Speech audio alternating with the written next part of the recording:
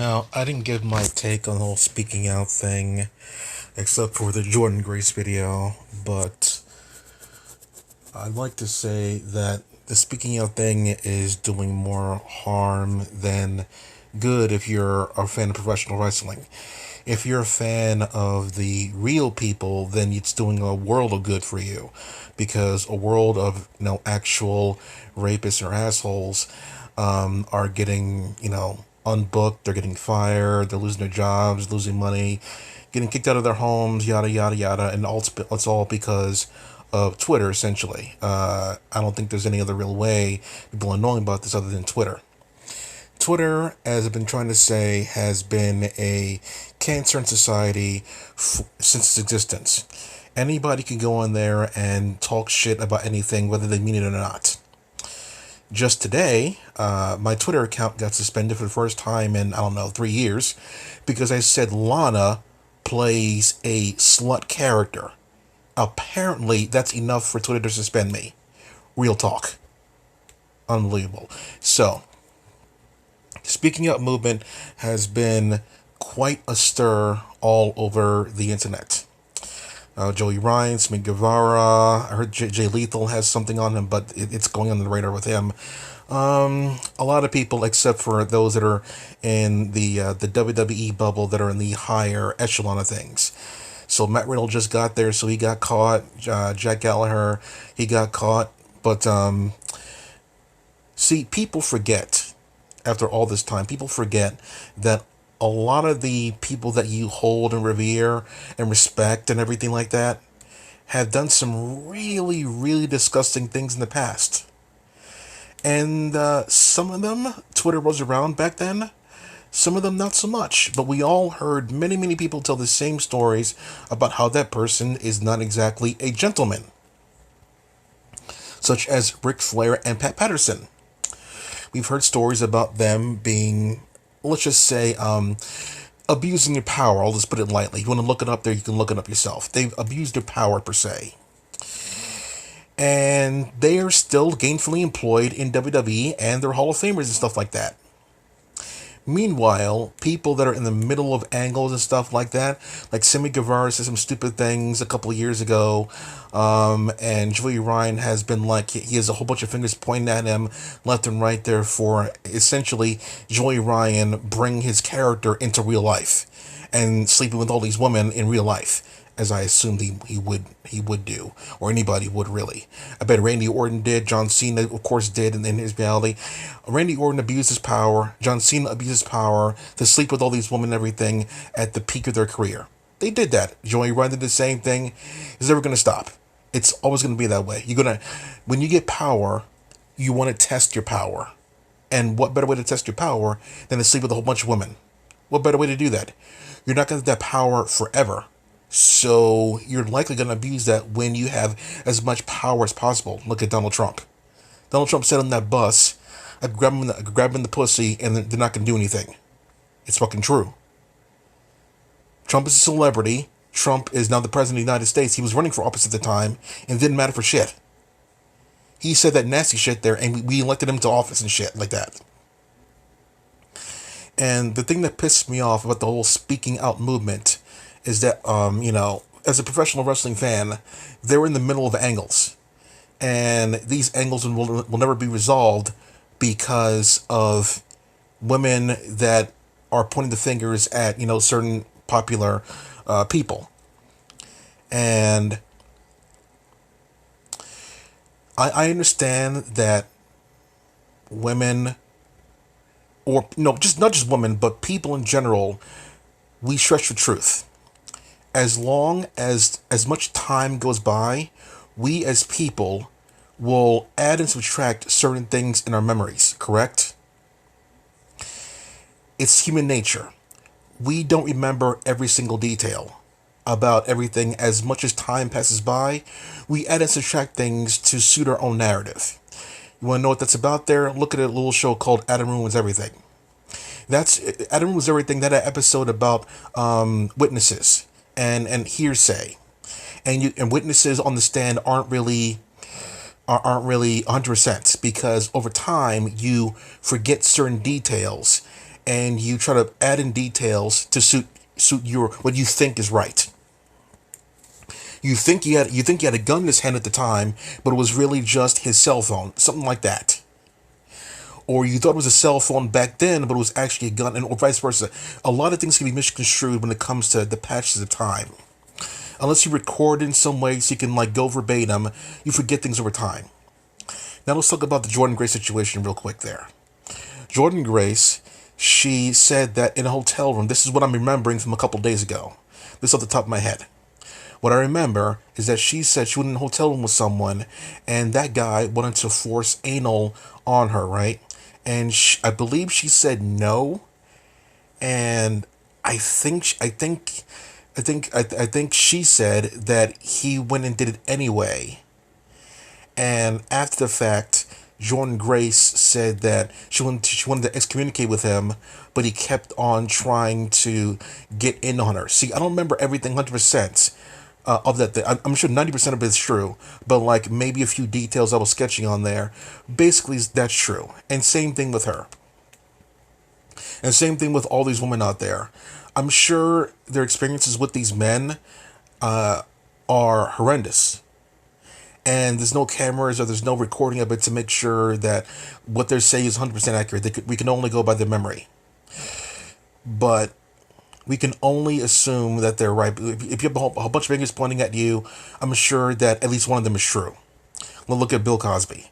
Bill Cosby is someone that I grew up with in the Cosby Show, and it turns out that he was drugging girls and whatever, and a lot of people were pointing the fingers at him. Now, the conspiracy side of me could be thinking that someone could be paying these women, I'm still talking about Cosby, could be paying these women to sell the stuff there to bring Cosby down for some reason. It's very possible. All it takes is like a few $1,000s here and there for each woman to say this kind of stuff, and then that's that. It's very simple. Get a millionaire, a couple $1,000s here and there, you're gonna make it back to stock, and you kill somebody's reputation. Same thing I bet with these indie women per se. I don't know 100% if all this stuff is true, but it could be that way. Another guy's Joey. No, I just heard a couple of minutes ago before I did this recording that what's his name? The bad boy Joey Janela. He does a lot of shit, in GCW and whatnot there, and he said that everything the girls said and will say is 100% true. Like he says fuck Cornette there. He doesn't like Tracy Smothers. He said he wants to fuck his daughter. I mean, like, the guy is, no filter. And I don't believe everything that I hear or read on the internet. That's not what I do. The only thing I can go by is what I see and what I hear. And I'm seeing that people are pointing fingers at certain people there. And I'm seeing and hearing that these people are losing their jobs because of what these people say. That these people aren't exactly nice. They have attempted rape. They have attempted to use their status, try to get them to sleep with them, that kind of stuff there. And it's like I said, it's not exactly uncommon. And for the record, I'm not saying it's right either. I'm not saying that's right. But do I think it's going to go away? Absolutely not. No, it's never going to go away. Because men's natural urges is to want to procreate. That's a fact. Sex, procreate, but you know what I mean? Like the whole gay thing. Like, it could procreate. Yeah, you know what I'm saying? It's men's natural instincts to want to do that one. Why do you think so many people in the WWE locker room hook up? Because they're of like-minded athletes, and they're close proximity romance is a thing, and they want to hook up. Sometimes they're single, sometimes they're not, and things happen, per se. Who'd have thought that Andrade and Charlotte were going to hook up there when Andrade doesn't even speak English? But they did, because Andrade looks good without a shirt on, and Charlotte looks great, pretty much showing off her stuff all the time. And things happen in the locker room. We all know that happens in the locker room. So I think like 8 out of 10 people in WWE are hooking with someone in the company. like another, another fellow wrestler, not a referee or an agent. No, another wrestler, unless you like Cesaro. So this whole speaking out thing is very tricky. It's very tricky because in the locker room, like I said, men and women have feelings. They catch feelings in the locker room because they're all high of adrenaline after match is over. They go to a shower. They're all like nice and sweaty or whatever. They're toweling off. They're feeling good about themselves. They're rubbing water and soap all over their body, getting all hot and bothered. They come out the shower feeling great in the locker room, and then maybe you see a guy or whatever coming after his match or whatever, and he's hot and sweaty too. Things gonna happen. Things gonna happen. And if someone gets mixed feelings on this whole thing, you think she's looking at you, but she's looking at the person behind you, and then like it gets misconstrued, and then the guy pressures on the girl, and the girl's not really into it, and then this whole thing happens all over again. Like I said, it's gonna happen. This whole industry, because men and women share the same locker room, it's gonna fucking happen. It's going to fucking happen. There's no doubt. There's no end to this thing. You can take away people's jobs left and right there. You can kill entire corporations. It doesn't fucking matter. As long as wrestling exists and men and women share the same locker room, it's going to happen. Because men will want to get it wet. They want to get it wet. It's going to happen. You can claim that you're a gentleman. You can claim that. Your penis doesn't give a shit, alright? Sometimes with your wang wang, sometimes you like busty, sometimes you like booty, sometimes you like flat, sometimes you like DSLs, sometimes you like short hair, sometimes you like long hair. It doesn't give a fuck. If a hot woman's forced to be in front of you, your wang doesn't give a shit about being professional. Your wang doesn't care. Your wang is looking through your eyes, and it likes what it sees, and it's going to stand at attention. Professional out there. Your mind can say you're professional, but if you're in an intergender match, and you're squeezing and tugging all over that girl, your wang doesn't give a fuck. Your mind can tell your legs and your arms to be professional. Your wang doesn't give a shit. You know it, listening to this video, and I know it. I've seen and recorded guys get hard wrestling women. It doesn't give a fuck. I knew it would happen, and I bet Joey Ryan, Joey Ryan was the luckiest guy in the history of this business, because he was able to force women to grab his junk in a quote-unquote professional setting. But he abused his power, like I assumed he would, and he went about and did nasty things after the show's over. Hey baby, did you like feeling my penis? I bet some shit like that happened. Did you like the way the big rod felt in your hands?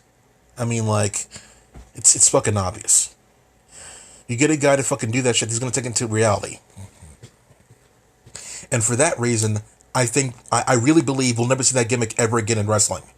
We'll never see a gimmick where a guy forces women to grab his junk. Never. That's it. So, yeah. So, like I said, let me summarize everything. Speaking out, it will continue. Guys will continue to abuse their status and try to sleep with women. It's never going to stop. Sammy Guevara should have been suspended. I don't think fired is the right thing to do, because he did apologize very quickly for what he did to Sasha Banks. So you didn't need to, fire him off for that one. It was one time. It was several years ago. But I do see on his Instagram, and I do see on his YouTube channel that he is kind of like He and during even during the commercial breaks, he's trying to coerce girls to call him and contact him and shit like that and slide into his DMs. So yeah, I know he's not exactly like a saint. I know he's not. Neither is Marco Stunt or whatever. I don't think he is. Jungle Boy would surprise me of him abusing his power if he's not already married. But all this stuff here is never gonna stop. So you can kill a few bugs, but they're gonna keep coming back. Clack off.